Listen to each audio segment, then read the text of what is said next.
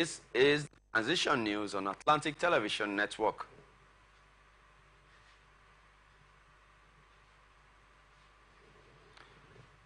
River State Police Command has taken over the secretariats of the 23 local government areas in the state, following the crisis that has rocked the state in the past 2 days over tenure of the local government council chairman. The police public relations officer, Grace Iringe Koko, in a statement issued in Port Harcourt Tuesday night, said that the command's decision followed the killing of a policeman and a member of a local vigilante group in the ensuing melee in Omoma local government area secretariat. She added that to forestall more bloodshed and prevent a further breakdown of law and order, the police have taken over the 23 council secretariats and some critical government infrastructure in the state. Conventional police officers and anti-riot police officers have been deployed to these facilities.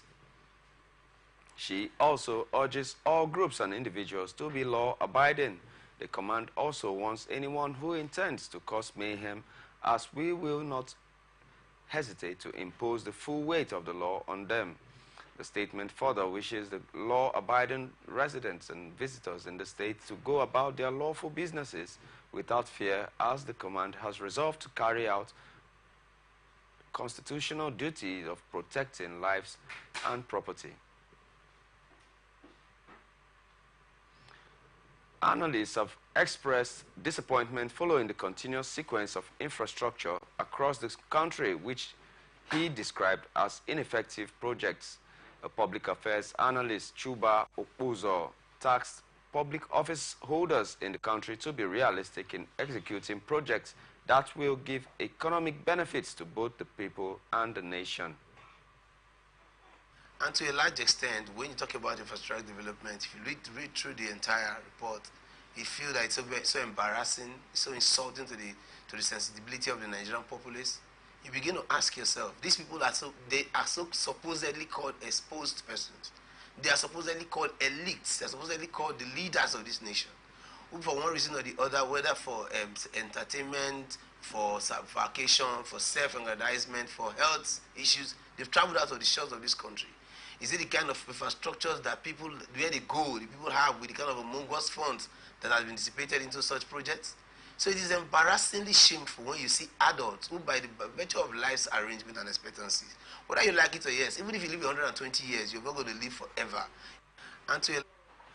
Meanwhile, George Chinda maintained that it is appropriate to applaud achievers in democracy. We also know that there's no two clumps that is the same. There are other factors, peculiarities that makes this thing to differ. People had been there prior to this time. Those projects were not awarded in the last 8 months, and they left it undone. Someone came with the passion to ensure that this project, knowing the importance of this project to the Nigerian people, decided to embark on this project, and today those projects are reality. People are using it. And you see, we should not give to such a person. I don't believe in that school of thought. We understand that the Nigerian nation, has been bedeviled with so many lack of leadership.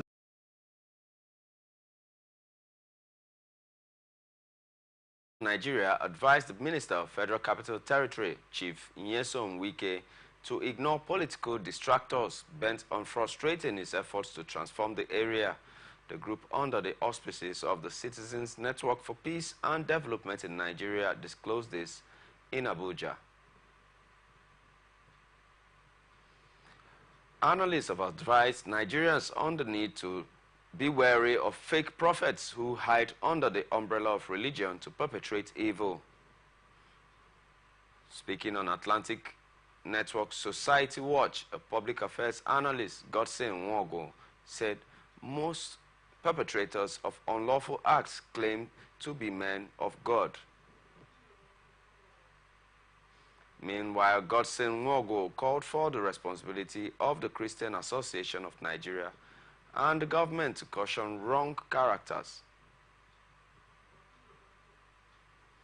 This is coming after the operatives of the Delta State Police Command arrested the General Overseer, simply identified as Bishop Godfrey, alongside his wife on allegations over an attempt to kidnap a bishop in Abaro, Ugeli North local government area of the state.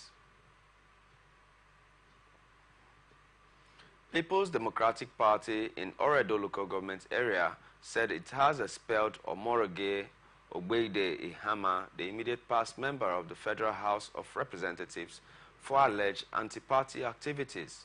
Ogbeide Ihama represented the Oredo Federal Constituency in the National Assembly between 2015 and 2023.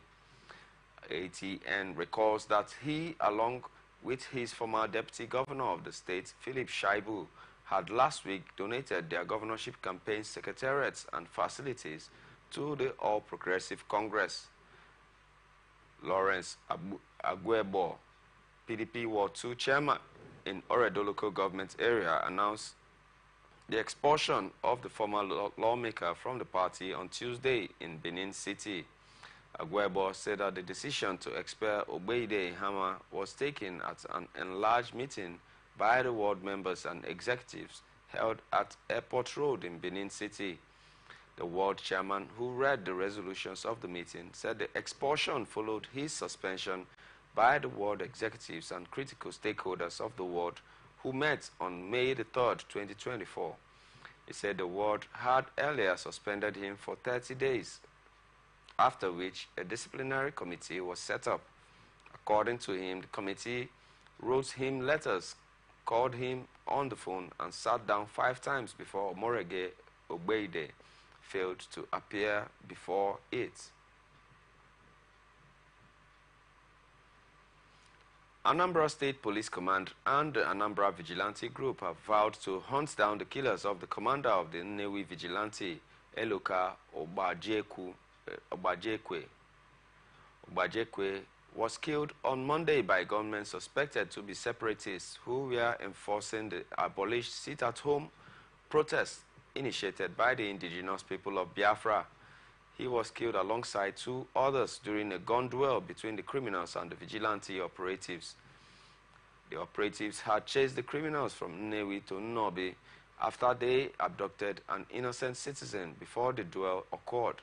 A statement by their spokespersons, SP Tochukwu Ikenga and Nweke, respectively, they promised to stop at nothing to ensure that the killers are arrested and brought to justice.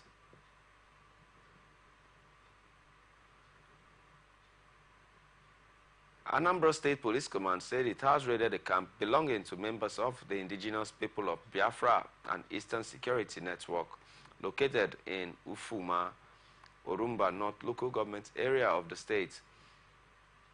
A statement on Tuesday by the state police spokesperson SP Tochukwu Ikenga also said 4 suspects were arrested.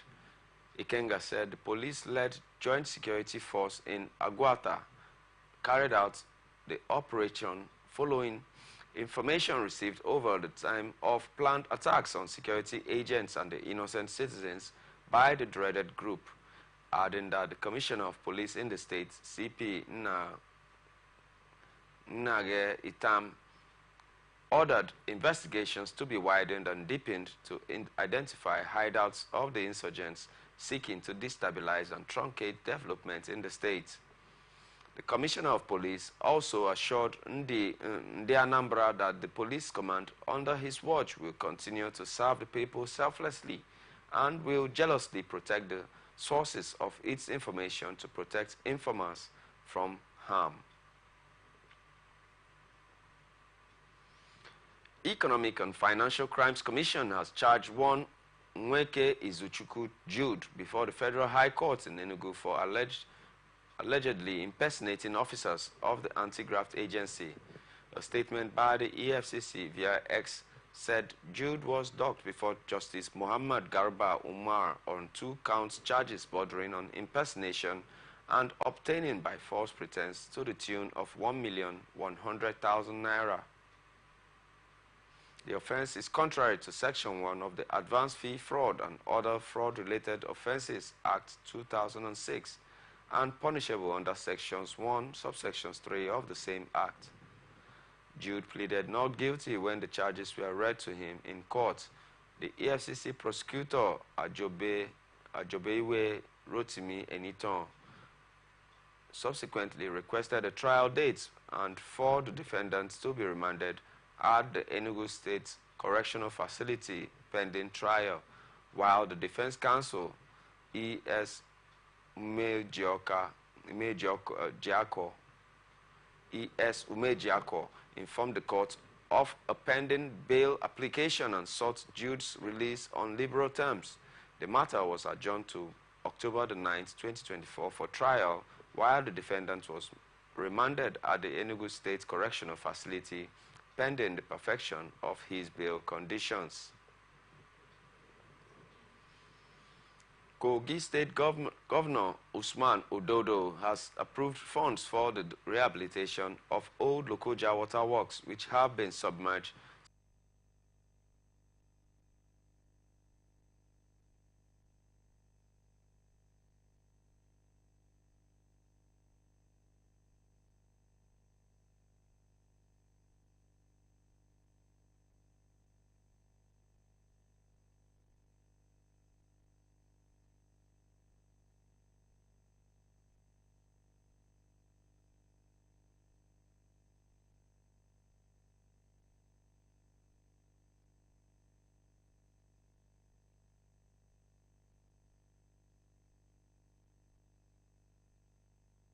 waterworks through this, though this will take at least 12 months to complete, and emphasize the administration's commitment to addressing the water scarcity, appealing to residents for patience while assuring them that the efforts were being made to resolve the issue. The commissioner seized the opportunity to intimate journalists about the arrest of some suspects who vandalized armored cables for Greater Lokoja Waterworks in Ganaja village and maintained that the procurement process of Greater Lokoja Waterworks is about 80%, stressing that the government has almost concluded plans with the contractors to bring the plants back to shape. He commended the robust relationship between the government and working journalists in the state, adding that the development has brought rapid development and good governance for the people of Kogi State. Human rights lawyer and senior advocate of Nigeria, Femi Falana, said that the Federal High Court and the National Industrial Court have no jurisdiction to determine chieftaincy matters. Falana, in a statement he personally signed in Abuja, accused both courts of separately conferring jurisdiction on themselves to determine chieftaincy matters and described both decisions as highly erroneous, as they cannot be justified under sections 251 and 254, subsection C of the Constitution, adding that both courts conveniently overruled the judgments of the Supreme Court and the Court of Appeal on the subject matter.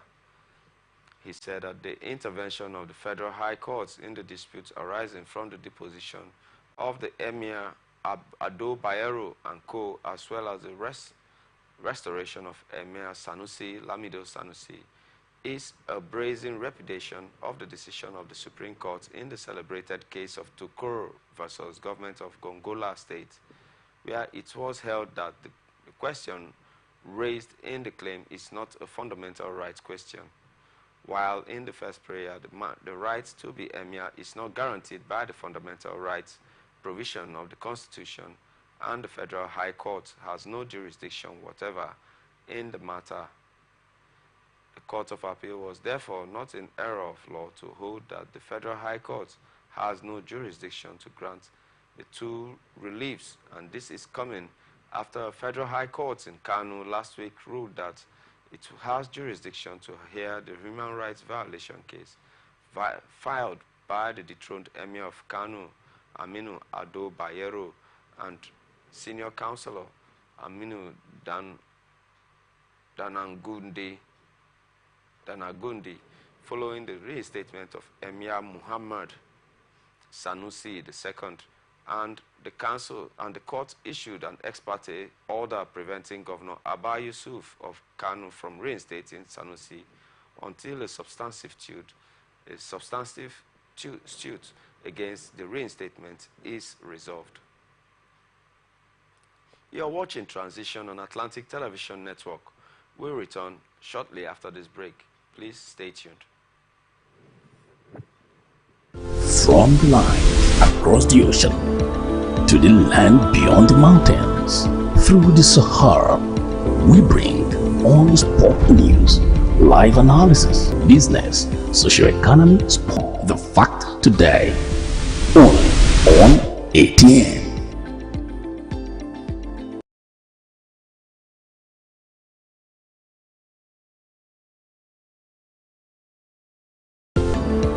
To the land beyond the mountains, through the Sahara, we bring all sport news, live analysis, expert is focused on the fact today, only on ATN.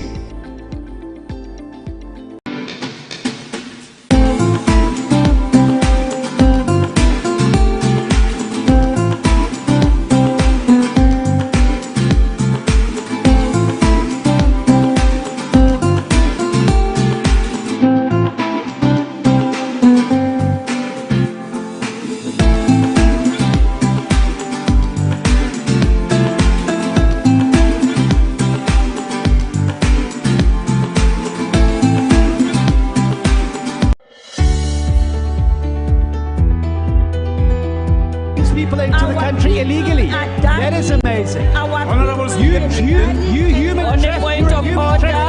Honorable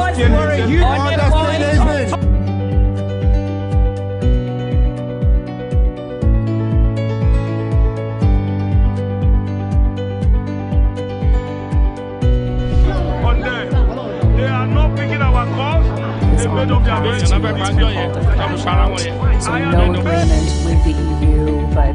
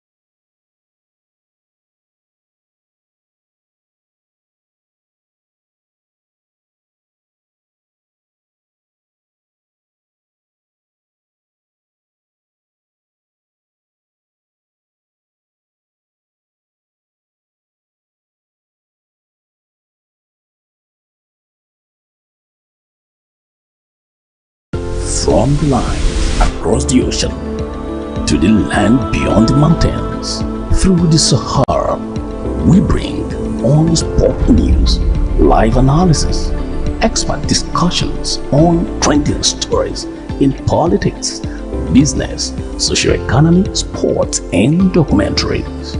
So catch all the updates on the happenings around the globe. Stay focused on the fact today, only on ATN.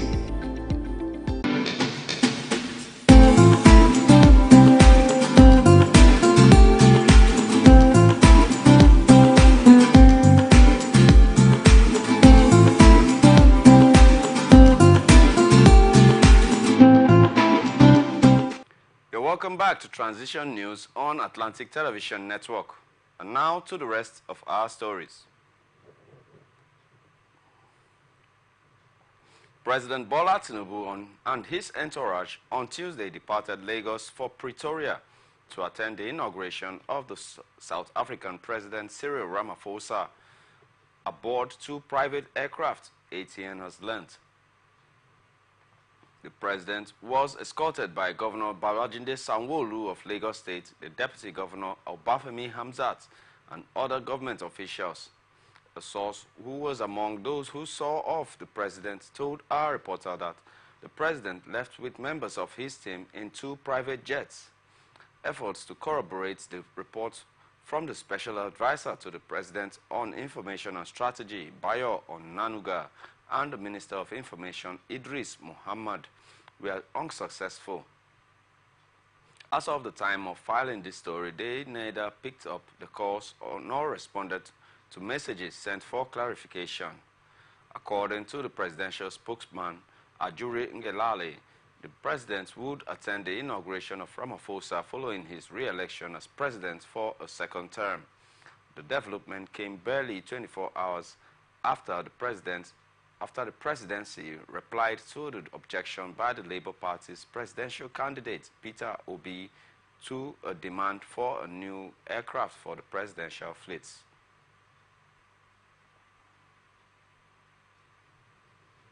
Senate says it is expecting President Bola Tinubu to send the 2024 supplementary budget to the legislators for approval after resumption.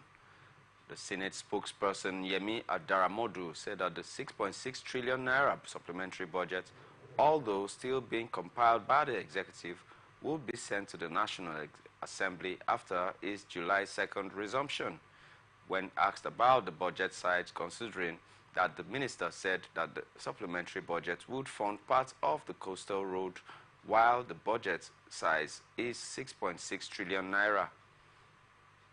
This is coming after President Bola Tinubu on May 29th speech to the joint sitting of the Senate and the House of Representatives at the National Assembly complex, where he said that the government would soon present the supplementary budget for the 2024 fiscal year, and the supplementary budget will be spent on 4 identified transformational projects.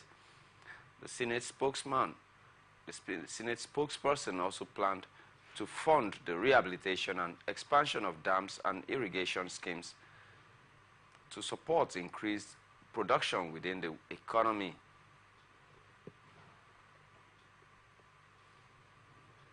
Chief of Defense Staff General Christopher Musa has charged troops of the Operation Delta Safe to remain loyal and committed to the nation's security, warning them to avoid being used by enemies of the state. The CDS, who spoke at the Eid el-Kabir luncheon celebration at the Port Harcourt barracks yesterday, also encouraged the troops to resist the temptation of being used by forces that seek to destroy the nation's economy. According to him, their role is to provide solutions and not become part of the country's problems. Musa, who conveyed the commendation, felicitation, and appreciation of President Bola Tinubu to the troops, reiterated the importance of their loyalty and dedication to the nation's security. He said the military was making significant progress in spite of the challenging terrain, which often made it difficult for others to understand troops' experiences. Musa said Nigeria was winning the war against economic sabotage, noting also that the military was gaining the upper hand in the fight against economic sabotage.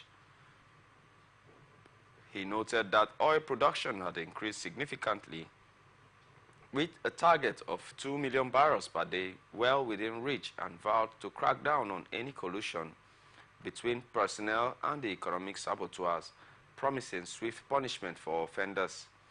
Earlier in his remarks, Commander of the Joint Task Force South-South overseeing Operation Delta Safe, Admiral John Okeke, said the operation had achieved major successes in anti-economic sabotage campaign. He revealed that the operation had achieved significant milestones in its kinetic and non-kinetic operations, substantially shaping the operational environment and yielding notable successes. And now to some business news. Nigerian Electricity Regulatory Commission has okayed an interim deal for the procurement of 450 megawatts of electricity from Zungeru Hydroelectricity Generation Company Limited. This was contained in the notice order signed by the Vice Chairman of the NERC, Musliu Oseni. The Commission said that the approval was important to prevent a newly completed Zungeru hydropower plant with a capacity to generate 650 megawatts from shutdown. Accordingly, the Commission said that the approval is for 105 days commencing from 00 hours of May the 16th, 2024. To avoid the perpetual practice of limiting DISCO's load offtake as a connective mechanism for system imbalances, the Commission directs the TCN and ISO to enter into an interim energy sales agreement with the ZHEGC for up to 450 megawatts of energy and capacity to address the imbalances currently experienced between the generation and offtake, thereby further strengthening grid management. The agreement shall be on a best effort basis, and ATN recalls that the Minister of Power, Adebayo Adelabu, in May said the completion of ZHEGC, Nigeria's second hydropower plant after Kainji Dam, is an additional 625 megawatts to the national grid, increasing the country's electricity generation to 4,800 megawatts from 4,200 megawatts.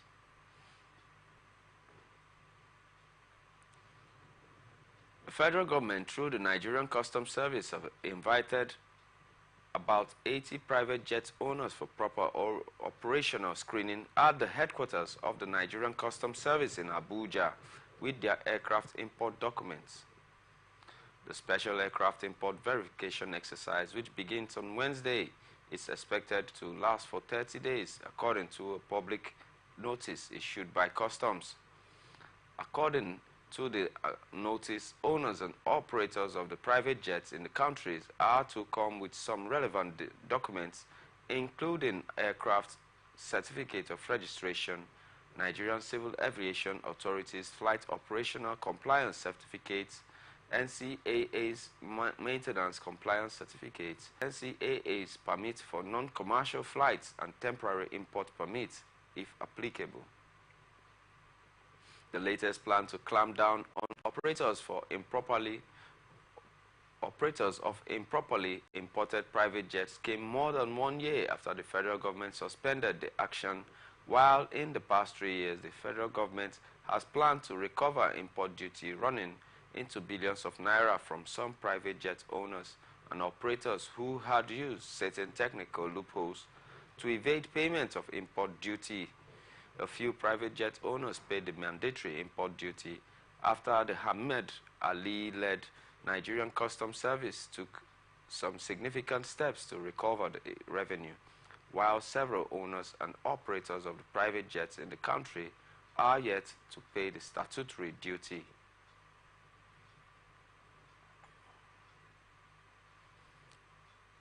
And on to some international news. Deadly fire erupted at a huge military ammunition depot in Chad's capital in N'Djamena, sending powerful explosions into the night sky and shaking buildings miles from the blast.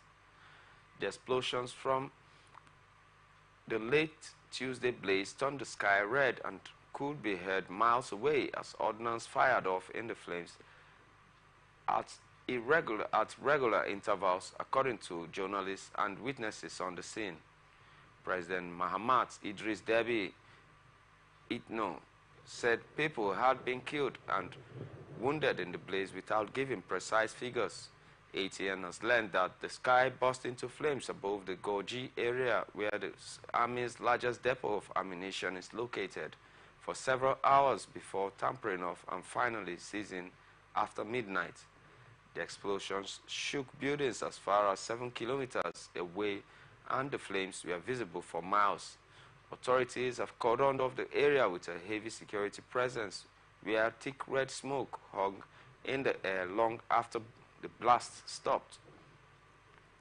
Foreign Minister Abderrahman Kulamala, who is also the government spokesman, said on Facebook that there were huge explosions at the site and urged the population to keep calm. Mysterious shining monolith has appeared in the Nevada desert, the latest otherworldly installation to materialize in recent years across North America and Europe. Las Vegas police spotted the reflective shape during a search and rescue mission over the weekend in a hiking area an hour north of Sin City. The rectangular structure is the latest to baffle the internet after they began appearing in places around the globe in 2020. ATN recalls that the first monolith, which was discovered in the Utah desert as the world was grappling with COVID-19 pandemic, quickly caught international media attention. Many noted the object's similarity to alien monoliths that trigger huge leaps in human progress in Stanley Kubrick's classic sci-fi film 2001: A Space Odyssey. There have since been sightings in the Netherlands, in Poland, Romania, Canada, and Britain, sparking the inevitable websites dedicated to tracking them.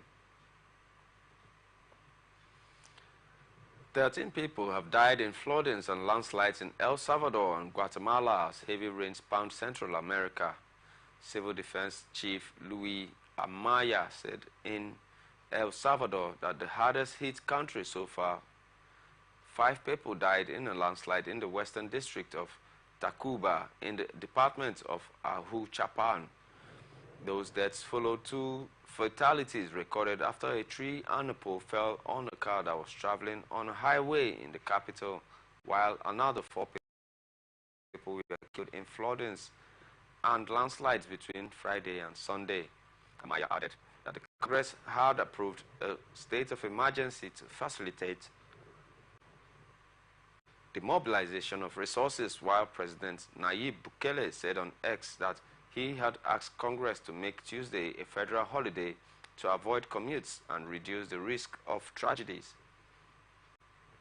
Dozens to hundreds die each year in Central America as the rainy season leaves extensive damage to the country's infrastructure, while the death toll from a landslide in Ecuador rose from 6 to 7 people, with 22 others injured.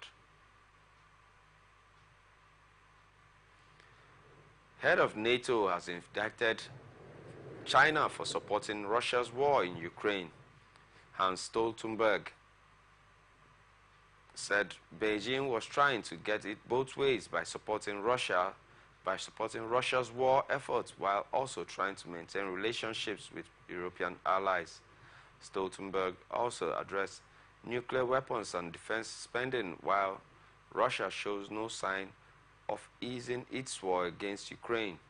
He said China was sharing a lot of technologies like microelectronics, which are key for Russia to build missiles, weapons they use against Ukraine.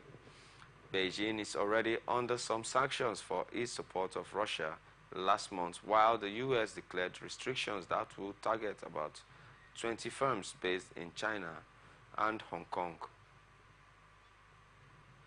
And on to some entertainment news. American rapper Lato says she underwent a Brazilian butt lift surgery at 21. She disclosed that fans pressured her to do a BBL surgery. Speaking in a recent video message shared via her social media page, Lato recalled that she was trying to adjust to her new reality of being a millionaire back then when she turned 21, but fans kept pressuring her to enhance her body.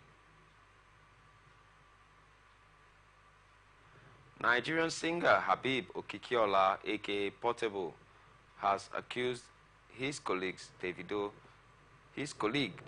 of chasing clout with their recent dinner in the United States. He said instead of making music with him or getting him money or gifting him money, Davido used him to trend.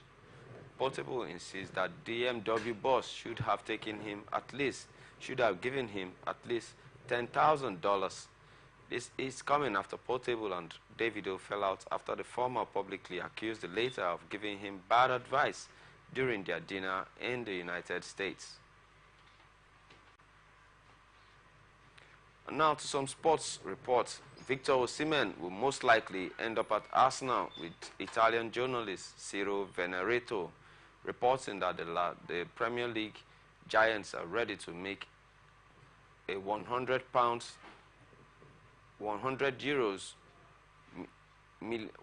million euros bid for the Nigerian striker, which is 30 million euros short of the release clause set by Napoli in his recent contract.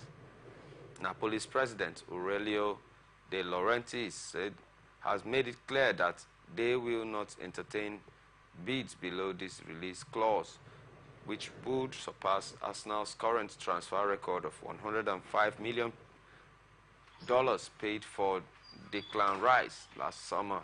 However, Arsenal hopes to strike a deal for a more modest sum, around 100 million euros or 85 million pounds. Arsenal will now try with the Nigerian, who dreams of the Premier League, but not by paying the onerous amount of the clause, but a lower sum, continued Venerato. Napoli will have to evaluate the pros and cons. Arsenal's initial targets, RB Leipzig. Benjamin Sesko had committed his future to Leipzig for another year, pushing them to explore other options over the need to secure the necessary firepower to challenge Manchester City and end their 2 decades wait for a Premier League title. Osimhen, who had openly expressed his desire for a new challenge, dreams of playing in the Premier League. His impressive track record, including 26 league goals in the 2022 to 23 season that propelled Napoli to their first Serie A title since 1990, makes him perfect for Arsenal. Despite England's victory against Serbia in their opening game of the Euro 2024 Championship in Germany, former Manchester United midfielder Paul Scholes has told manager Gareth Southgate that he made a mistake not taking Marcus Rashford or Jack to the tournament. Marcus Rashford and Grealish were surprising omissions from the Three Lions squad, especially after the former had helped Manchester City win the Premier League last season. England's 1-0 win against Serbia was not convincing, with Jude Bellingham scoring the 13th minute header.